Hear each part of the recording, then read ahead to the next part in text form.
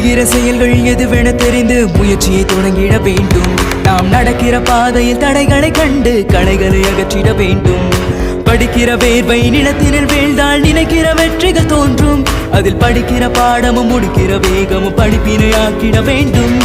முடிகிற செயல்கள் எதுவென தெரிந்து முயற்சியை தொடங்கிட வேண்டும். நாம் நடக்கிற பாதையில் தடைகளை கண்டு களைகளை அகற்றிட வேண்டும். படிக்கிற வேர்வை நிலத்தினில் வீழ்ந்தால் நினைக்கிற வெற்றிகள் தோன்றும். அதில் படிக்கிற பாடமும் முடிக்கிற வேகமும் படிப்பினை ஆக்கிட வேண்டும்.